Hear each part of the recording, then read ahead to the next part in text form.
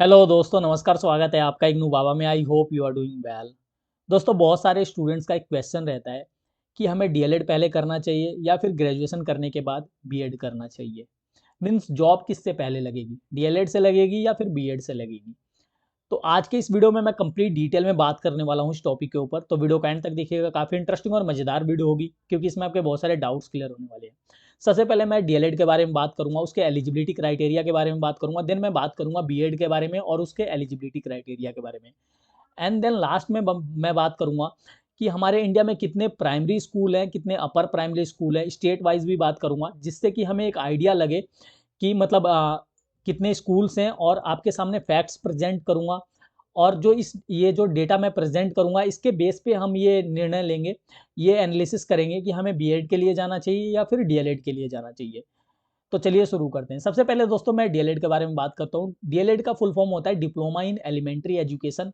इसके लिए जो बेसिक क्वालिफिकेशन है वो सीनियर सेकेंडरी है। मीन्स अगर आपने अपने 12th क्लास को कंप्लीट कर रखा है तो आप इसमें अप्लाई कर सकते हैं। जो एडमिशन का प्रोसीजर है ये स्टेट बाय स्टेट वेरी करता है, लेकिन मतलब लगभग सभी स्टेट में एक कॉमन प्रोसीजर ही है।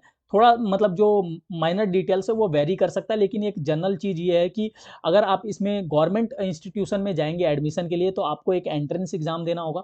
इसके लिए एप्लीकेशन फॉर्म निकलता है। एप्लीकेशन फॉर्म फिल करने के बाद आपको एंट्रेंस देना होगा। एंट्रेंस एग्जाम के बाद मेरिट लिस्ट आएगी। मेरिट लिस्ट के बेस पे आपका एडमिशन होगा।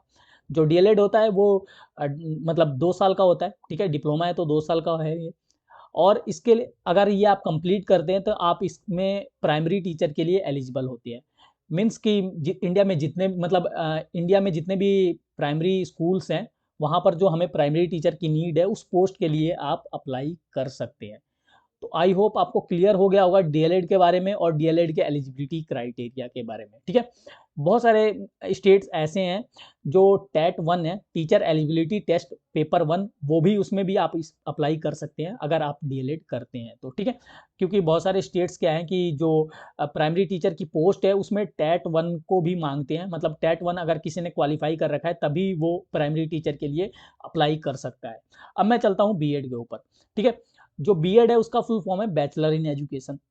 इसमें भी जो क्वालिफिकेशन है, एलिजिबिलिटी क्राइटेरिया है बीएड में अप्लाई करने के लिए, एडमिशन के लिए अप्लाई करने के लिए, वो भी लगभग सभी स्टेट में सेम है। जो गवर्नमेंट इंस्टीट्यूशन है, जो यूनिवर्सिटीज़ हैं, उनमें भी लगभग सेम है। यहाँ पर भी एडमिशन के लिए आपको एंट्रेंस एग्जाम देना होता है। एंट्रेंस एग्जाम देने के बाद मेरिट लिस्ट आती है। मेरिट लिस्ट के बाद ही आपका एडमिशन प्रोसीजर स्टार्ट होता है। और जो बेसिक क्वालिफिकेशन है, इसमें मिनिमम क्वालिफिकेशन है वो है ग्रेजुएशन। ये जो 50% है ये मतलब बहुत सारे जो सेंट्रल यूनिवर्सिटीज़ हैं, बहुत सारे स्टेट भी हैं, वो भी मांगते हैं। मतलब जनरली ये देखा गया है कि अगर आपके ग्रेजुएशन में 50% है तभी आप एंट्रेंस एग्जाम के लिए अप्लाई कर सकते हैं। और इन एनी स्ट्रीम, मतलब कि जो आपका डिसिप्लिन है, ह्यूमैनिटीज़, कॉमर्स और फिर क्या कहते हैं साइंस, इसमें अप्लाई कर सकते हैं आप बीएड के लिए। जो इसका ड्यूरेशन होता है, टाइम फ्रेम है इसका 2 साल का है। और जैसा कि इसको बैचलर इन एजुकेशन बोलते हैं, मैं बता चुका हूँ। अगर आप बीएड कंप्लीट करते हैं तो एमएड के किसी भी कोर्स के लिए आप मतलब एलिजिबल हो जाते हैं। एमएड में किसी भी कोर्स में आप अप्लाई कर सकते हैं। और बीएड करने के बाद आप पहले टीजीटी लगते हो, मतलब टीजीटी के लिए ही आप एलिजिबल हो पाते हो। जो टीजीटी पोस्ट है उसमें आप अप्लाई करते हो। और अगर मतलब बीएड करने के बाद या बीएड से पहले अगर आपने पीजी कर ली है या फिर बीएड करने के बाद आपने पीजी कर ली तो आप पीजीटी पोस्ट के लिए भी अप्लाई कर सकते हैं। यानी कि जो मतलब upper primary, middle class, senior secondary, secondary, आप इन सभी में अप्लाई कर सकते हैं बीएड करने के बाद। तो आई होप दोस्तों आपको यहाँ तक क्लियर हो गया होगा कि बीएड क्या है और मतलब डीएलएड क्या है। ठीक है, अब मैं चलता हूँ कि इंडिया में कितने हमारे प्राइमरी स्कूल हैं और कितने अपर प्राइमरी स्कूल हैं। ठीक है, तो सबसे पहले मैं बात करता हूँ प्राइमरी स्कूल्स के बारे में। यूडीआईएससी 2021-22 के रिपोर्ट्स के अनुसार हमारे देश में 11,96,265 प्राइमरी स्कूल्स है। अब ये यूडीआईएससी क्या है तो मैं आपको बता देता हूँ। यूडीएसआई का फुल फॉर्म है unified district information system for education, जिसे डिपार्टमेंट ऑफ स्कूल एजुकेशन ने रिलीज किया। मिनिस्ट्री ऑफ एजुकेशन के अंडर आता है, गवर्नमेंट ऑफ इंडिया, यानी सेंट्रल गवर्नमेंट ने इस डेटाबेस को रिलीज किया है, जो कि नेशनल इंफॉर्मेटिक्स सेंटर जो मेटी के अंदर आता है उसके द्वारा इसको मैनेज किया जाता है। इंडिया में जितने भी एजुकेशन से रिलेटेड डेटा है उस डेटा को unified district information system for education के अंदर ही फीड किया जाता है, अंदर मेंटेन किया जाता है। तो जो हमारे पास ये UDISC का जो रिपोर्ट है, ये सबसे क्रेडिबल रिपोर्ट है, सबसे ऑथेंटिक है। मतलब बहुत सारे और भी आपको डेटा मिलेंगे, लेकिन मैं आपको ये बताना चाहता हूँ, आप किसी से क्रॉस चेक भी करवा सकते हो। ये डेटा सबसे मतलब ऑथेंटिक है, इस पे हम क्वेश्चन नहीं कर सकते। तो इसके अकॉर्डिंग हमारे कंट्री में इसके 2021-22 जो कि लेटेस्ट रिपोर्ट है, इसके अकॉर्डिंग हमारे देश में 11,96,265 प्राइमरी स्कूल्स हैं। और मैं ये भी बताना चाहूँगा कि जो प्राइमरी एजुकेशन है इंडिया में फ्री है और कंपलसरी भी है। फ्री के साथ साथ कंपलसरी भी है। फ्री इन द सेंस कि गवर्नमेंट को फ्री रखना है, कंपलसरी किसके लिए? पेरेंट्स के लिए। मतलब पेरेंट्स को अपने स्टूडेंट मतलब अपने चिल्ड्रन को भेजना ही है स्कूल्स में, ये कंपलसरी है पेरेंट्स के लिए, फ्री गवर्नमेंट को करना है। ठीक है, आई होप आपको ये भी क्लियर होगा। और जो ये प्राइमरी एजुकेशन दी जाती है, ये 6 साल से 14 साल के बच्चों को दिया जाता है। और जो ये हमारा इंडियन कॉन्स्टिट्यूशन है, उसमें 86th अमेंडमेंट आया था 2002 में, जिसके अकॉर्डिंग ही ये डिसीजन लिया गया कि प्राइमरी एजुकेशन को फ्री करना है। और अभी मतलब जो हमारा जो सबसे हाईएस्ट कोर्ट है, सुप्रीम कोर्ट, उसकी एक वर्डिक्ट के अकॉर्डिंग जो प्राइमरी एजुकेशन है, ये एक फंडामेंटल राइट्स भी है। यानी कि गवर्नमेंट डिनाई ही नहीं कर सकती किसी को फंडामेंटल राइट्स, मतलब ये फ्री एजुकेशन देने, प्राइमरी एजुकेशन। ठीक है, तो आई होप आपको क्लियर होगा, तभी इतने ज़्यादा संख्या में स्कूल्स है। 11,96,265 स्कूल है पूरे ऑल इंडिया लेवल पर। हर एक मतलब लगभग जो भी एक मतलब ठीक ठाक पॉपुलेशन वाला विलेज है, वहाँ पर आपको प्राइमरी एजुकेशन का एक ना एक स्कूल दिख ही जाएगा। अगर मैं मतलब अपर प्राइमरी के बारे में बात करूं, तो इसमें भी UDISC के रिपोर्ट के अनुसार 2021-22 वाला जो रिपोर्ट है UDISC का, उसके अकॉर्डिंग 5,23,634 स्कूल्स हैं अपर प्राइमरी के, जिसमें जो टिपिकली ये कवर करता है 6 to 8 ग्रेड को, क्योंकि 8 के बाद जो हमारा मतलब हाई स्कूल और क्या कहते हैं सेकेंडरी, सीनियर सेकेंडरी, ये सब स्टार्ट हो जाता है। तो 6 से लेकर 8 तक अगर मैं बात करूं, तो टोटल हमारे 5,23,634 स्कूल है। तो अगर आप DLED करते हो तो आप प्राइमरी के लिए एलिजिबल होते हो। ठीक है, और अगर आप BEd करते हो तो आप अपर प्राइमरी और senior secondary, secondary, high school, इनके लिए एलिजिबल होते हो। सुप्रीम कोर्ट के एक वर्डिक्ट के अनुसार जो मतलब BEd करेगा वो प्राइमरी में अप्लाई नहीं कर सकता। मतलब सुप्रीम कोर्ट की ये लेटेस्ट वर्डिक्ट है, जिसमें उन्होंने ये बताया। आपको पता होगा अभी बिहार में क्या केस हुआ है। बिहार में अभी DLED के फॉर्म निकले थे, जिसमें BEd वाले भी फिल करना चाहते थे, लेकिन सुप्रीम कोर्ट के वर्डिक्ट के कारण BEd वाले वंचित रह गए। BEd वालों ने फॉर्म नहीं फिल किया। क्यों? क्योंकि सुप्रीम कोर्ट ने ये बोला है कि जो BEd करेगा वो क्या कहते हैं प्राइमरी पोस्ट के लिए, प्राइमरी टीचर पोस्ट के लिए अप्लाई कर ही नहीं सकता। क्यों क्यों नहीं कर सकता?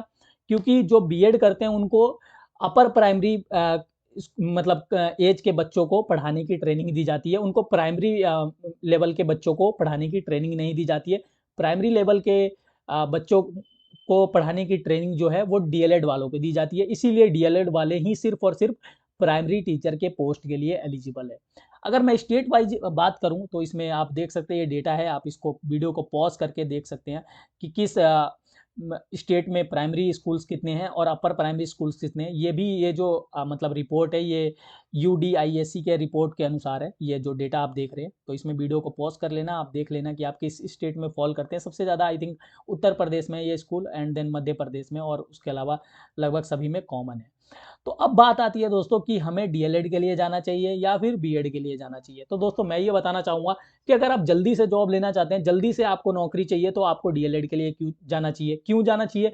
क्योंकि इसमें आपके 2 साल बच जाएंगे, मतलब 3 साल बच जाएंगे ग्रेजुएशन के। ठीक है, और 3 साल पहले ही आप जो आप 12th क्लास पास करोगे, उसके बाद ही DLED में अप्लाई कर दोगे।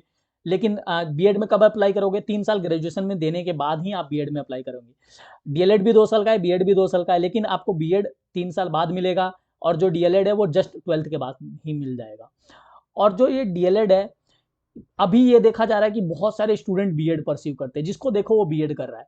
जिसने मास्टर कर लिया, मतलब कहीं जॉब नहीं लग रही है, गवर्नमेंट एग्जाम की प्रिपरेशन कर रहा है, साथ में BEd भी कर रहा है। सब ऐसा ही कर रहे हैं। लेकिन DLED भी करते हैं लोग, मैं ऐसा नहीं करता, लेकिन BEd के मुकाबले DLED लोग कम करते हैं।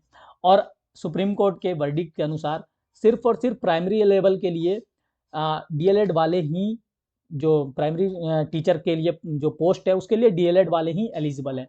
तो अब देखना आने वाले कुछ सालों में, 1-2 साल बाद हो सकता है कि DLED में भी भीड़ बढ़ जाए। अगर ये वीडियो आप अभी देख रहे हो, तो मैं आपको ये स्ट्रांगली रिकमेंड करूंगा कि आप टीचिंग लाइन में जाना चाहते हो तो जल्दी से डीएलएड करो और एक जॉब सिक्योर करो। सबसे पहले क्या आती है? सिक्योरिटी। अगर आपका सिक्योरिटी मतलब आपके पास आ जाएगा तो माइंड में पीस भी आएगा, शांति भी आएगी। आपको मैंने डेटा प्रेजेंट कर दिया, आपको मैंने बता दिया स्कूल्स कितने हैं। जो ज़्यादा स्कूल होंगे वहीं वहीं पर टीचर की वैकेंसी ज़्यादा निकलेगी। जो प्राइमरी लेवल है वहाँ पर 11,96,000 ऑलमोस्ट 12 लाख क्या कहते हैं स्कूल्स हैं, लेकिन यहाँ पर 5,23,000 है। ठीक है, तो यहाँ पर स्कूल भी कम है तो टीचर की वैकेंसी भी कम आएगी। यहाँ पर स्कूल भी ज़्यादा है तो वैकेंसी भी ज़्यादा आएगी। तो आप यहाँ से एक डेटा से ही मैंने डेटा क्यों प्रेजेंट किया, जिससे कि आपको एक आइडिया लगे, आपको एक मतलब कॉन्क्रीट आइडिया लगे कि आपको किसके लिए जाना चाहिए। लेकिन मैं ये बात करना चाहता हूँ कि किसी को अगर मतलब किसी ने अपना मतलब पूरा प्लान सेट कर रखा है, गोल सेट कर रखा है, पूरा अपना मतलब मैप बना रखा है कि मुझे ये करना है, ये तब ये इस टाइम करना है, और उसको हायर एजुकेशन में जाना है, तो मैं ये कहूँगा कि नहीं, उसको बीएड के लिए ही जाना चाहिए। अगर आप हायर एजुकेशन में जाना चाहते हैं तो आपको बीएड के लिए जाना चाहिए, और अगर आपको जल्दी से जॉब चाहिए तो आपको डीएलएड के लिए जाना चाहिए। तो आई होप दोस्तों आपको सब कुछ क्लियर हो गया होगा। एजुकेशन से रिलेटेड या फिर किसी भी फील्ड से रिलेटेड आपके कोई भी क्वेश्चन है, डायरेक्टली आप मुझे कांटेक्ट कर सकते हो मेरे ट्विटर हैंडल के थ्रू। इसका लिंक आपको वीडियो के डिस्क्रिप्शन बॉक्स में मिलेगा। ये जो फर्स्ट ट्वीट है जिसको मैंने पिन कर रखा है, इसके आप रिप्लाई मतलब जो रिप्लाई है, रिप्लाई सेक्शन, इसमें आप अपने किसी भी क्वेश्चन को पोस्ट कर सकते हो, या डायरेक्टली मुझे मेरा जो ये ट्विटर हैंडल का जो यूज़र नेम है इग्नू बाबा, इसको कॉपी करके यहाँ पर पेस्ट करके, मतलब अपने वाले ट्वीट वाले सेक्शन में, इसमें आप पेस्ट करके आप कोई भी क्वेश्चन मुझे मतलब मुझसे पूछ सकते हो। इसके अलावा अगर आपको करियर रिलेटेड कोई क्वेश्चन है, कोई आप मतलब डिसीजन नहीं ले पा रहे हो, तो आप मुझे डायरेक्टली कांटेक्ट कर सकते हो। इसका लिंक आपको मेरे चैनल के टॉप मोस्ट मतलब सेक्शन में ही मिलेगा। यहाँ पर आप मुझसे डायरेक्टली बात कर सकते हो, करियर रिलेटेड गाइडेंस, कोई क्वेश्चन है वो पूछ सकते हो, मेंटोरशिप ले सकते हो, जो आपका रिज्यूमे है उसको रिव्यू कर सकता हूँ मैं। ठीक है, लिंक्डइन प्रोफाइल रिव्यू भी करता हूँ मैं, तो ये आप सभी सर्विसेज ले सकते हैं। और अभी तक आपने मेरे चैनल को सब्सक्राइब नहीं किया तो कर दीजिए, क्योंकि एजुकेशन से रिलेटेड और डिफरेंट डिफरेंट फील्ड से रिलेटेड मैं अपडेट्स यहाँ पर डालता रहता हूँ। Thank you very much.